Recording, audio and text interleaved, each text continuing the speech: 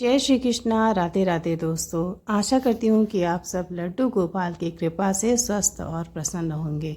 प्रभु ऐसे ही आप सब पर अपनी कृपा बना के रखे। दोस्तों आप सब भी अपने घर में ज़रूर राधा कृष्ण का विग्रह सेवा या फिर बाल गोपाल की सेवा ज़रूर करते होंगे।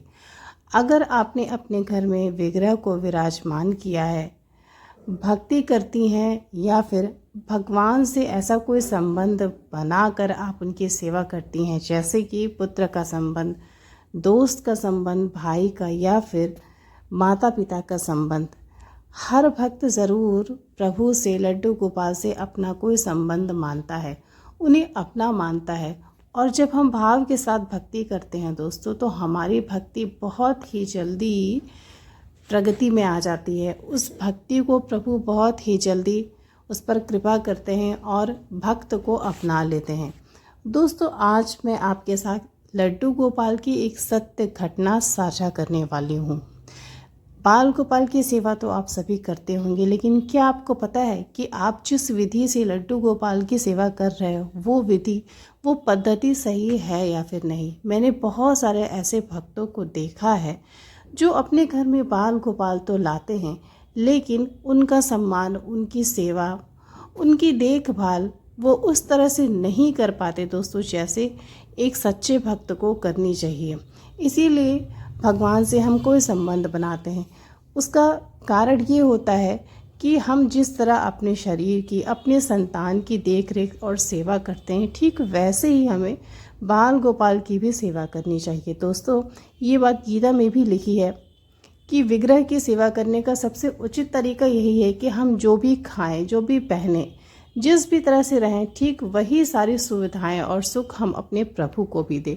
लेकिन क्या हम सेवा में ये सारी चीज़ें कर पाते हैं? क्या हम सक्षम हैं लड्डू गोपाल की सेवा करने के लिए?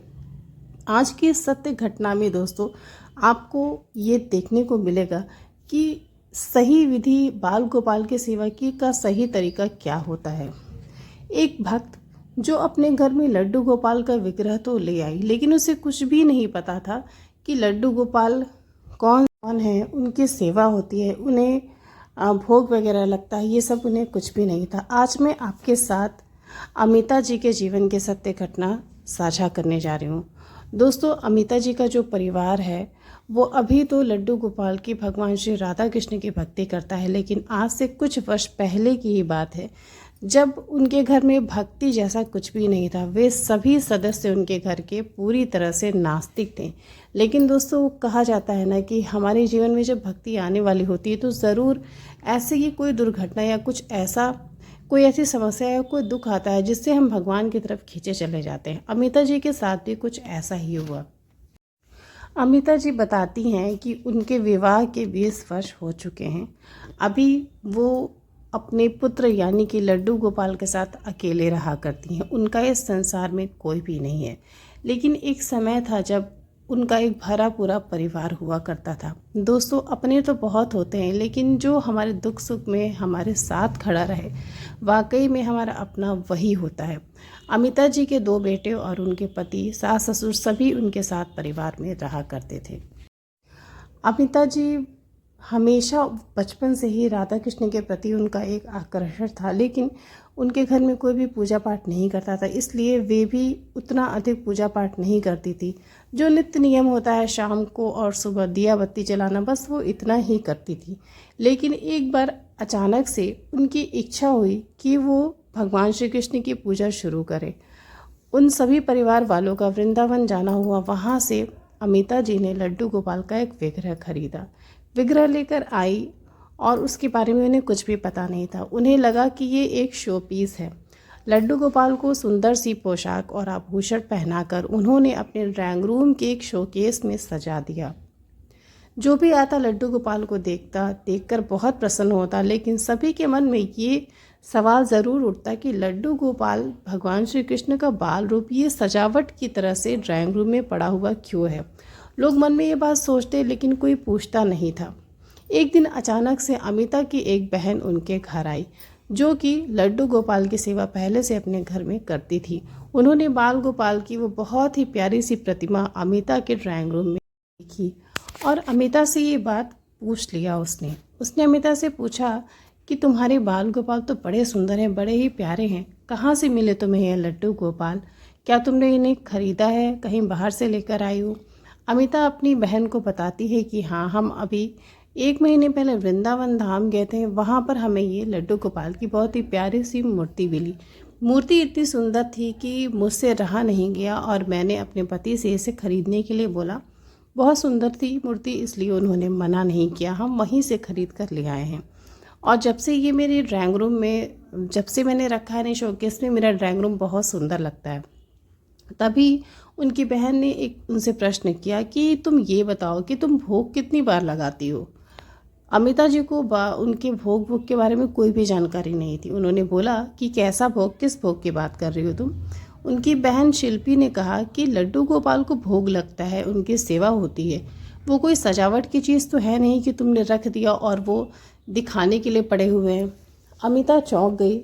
उसने अपनी बहन शिल्पी से बोला कि मुझे तो भोग के बारे में कुछ भी नहीं पता। उनकी बहन ने उसे बताया कि देखो, बाल गोपाल वहाँ पर वे विराजमान होते हैं, वहाँ उनकी पूरी विधिवत सेवा होती है, 4-5 बार उन्हें भोग लगाया जाता है, आरती होती है शाम को, और उन्हें फिर रात में शयन का भोग देकर उन्हें शयन कराया जाता है। ये सारी बातें अमिता को तो बिल्कुल भी नहीं पता थी, ना ही उसने कभी सुना था। खैर, ये बात सुनकर वो बहुत ज़्यादा परेशान हो गई कि लड्डू गोपाल को भोग वगैरह लगाने ये मुझसे तो नहीं हो पाएगा, और मैंने भी पूजा करने के भाव से लड्डू गोपाल को कभी नहीं खरीदा।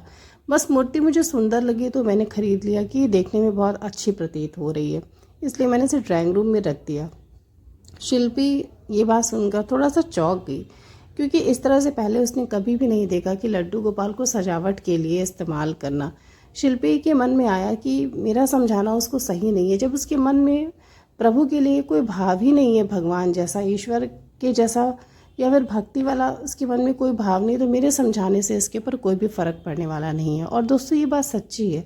भक्ति एक ऐसी चीज़ है, जब तक किसी मनुष्य के हृदय से वो ना निकले तो वो नहीं कर सकता। हमारे समझाने या फिर किसी के भी ज्ञान देने से कोई भी व्यक्ति भक्ति की ओर उन्मुख नहीं हो सकता। शिल्पी को ऐसा ही लगा, इसलिए उसने बात वहीं पर ख़त्म कर दी। शाम हुई, वो अपने घर चली गई और अमिता फिर से अपनी दिनचर्या में लग गई। कुछ दिनों के बाद जन्माष्टमी का त्यौहार पड़ा, जो कि सबके ही घरों में, जो भी हिंदू होते हैं उनके घरों में जन्माष्टमी का त्यौहार काफ़ी धूमधाम से मनाया जाता है। लोग इस दिन व्रत रहते हैं। बहुत सारे लोगों के घर पूजा पाठ होती है, सुंदर सी प्रतिमाएं सजती हैं, अच्छे भोग पकवान तैयार किए जाते हैं। तो इसी तरह से अमिता के घर में भी उस दिन जन्माष्टमी का त्यौहार मनाया जा रहा था। सभी बहुत प्रसन्न थे, बच्चे खेल रहे थे, और अमिता ने सबके खाने के लिए बहुत ढेर सारे पकवान, पूड़ी, खीर, ये सारी चीज़ें बनाई थी।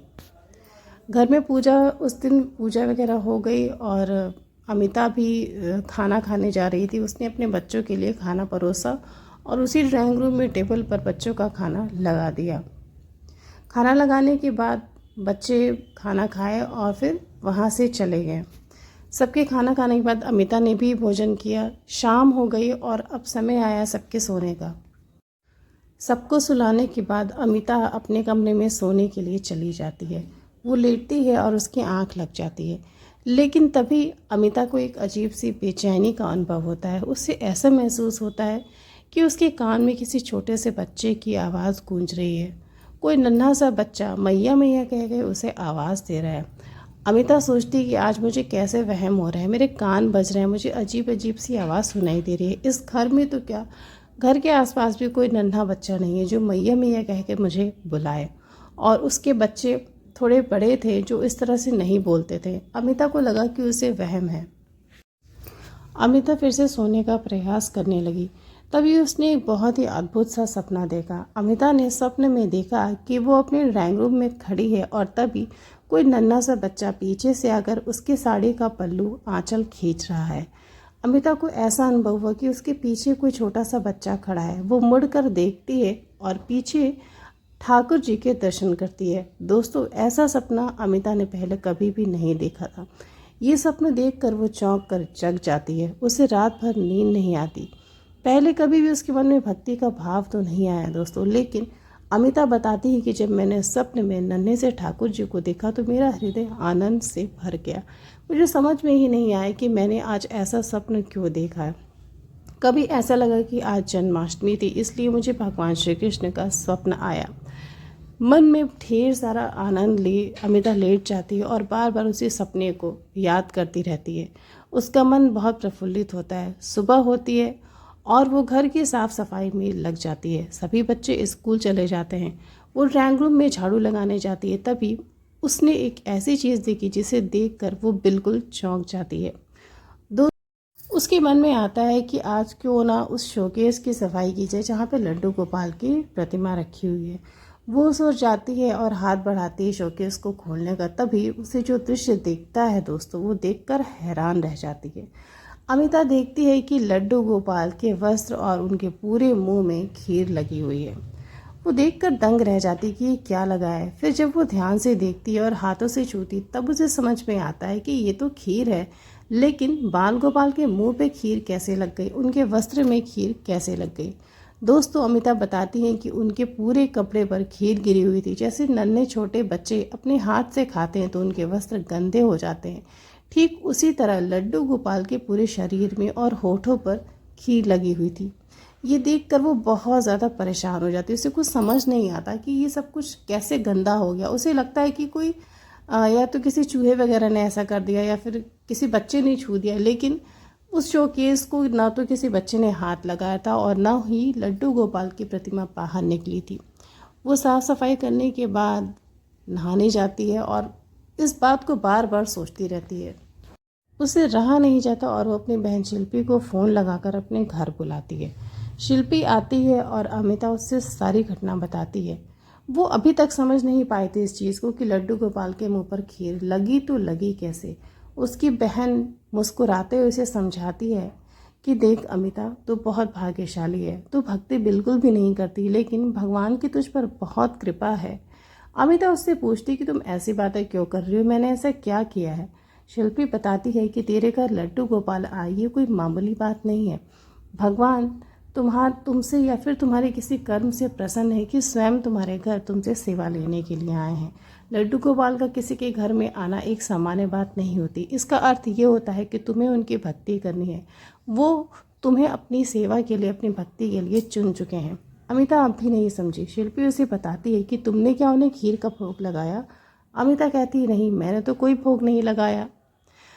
शिल्पी कहती तो फिर उनके मुंह तक खीर कैसे पहुंची। ये लड्डू गोपाल की तेरे घर में लीला है। वो तेरे घर में लीला कर रहे हैं और कहीं ना कहीं किसी जन्म के तुम्हारे कर्म से प्रसन्न है। तुम्हारे द्वारा बनाई हुई खीर वो खुद जाकर खा लिए। उन्हें तुम पर भरोसा है कि तुम्हारी सेवा सच्ची होगी, इसलिए वो तुम्हारे द्वारा बनाए हुए खीर का भोग स्वयं लगा लिए। ये बात सुनकर अमिता आश्चर्यचकित हो जाती है।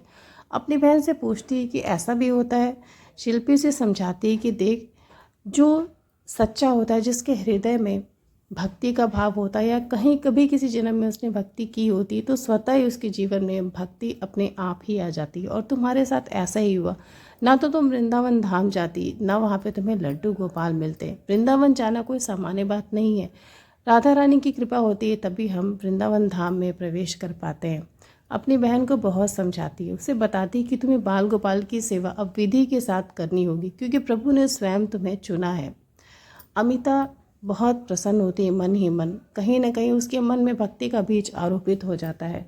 अपनी बहन के कहे अनुसार अब वो हर रोज़ लड्डू गोपाल की सेवा एक नन्हे से बच्चे की तरह करने लगती है। और दोस्तों, कुछ ही दिनों में लड्डू गोपाल उसके साथ इतनी प्यारी प्यारी लीलाएं करते हैं कि अमिता का जीवन बिल्कुल बदल जाता है। उसके घर में जहाँ कोई भी पूजा पाठ भक्ति नाम जप नहीं करता था, वहाँ अब लड्डू की प्यारी प्यारी लीलाओं को देखकर अब सभी का मन बाल गोपाल की तरफ आकर्षित होता है। अमिता का जीवन बिल्कुल बदल गया। लड्डू गोपाल की खूब ज़्यादा सेवा करना, उनकी भक्ति नाम जप करना, ये सब कुछ अब अमिता करने लगी। धीरे धीरे उसके जो भी अपने कष्ट थे, जो सांसारिक कष्ट होते हैं, वो सभी दूर होने लगे। अमिता को समझ में आ गया कि हमारे जीवन में क्या कमी थी।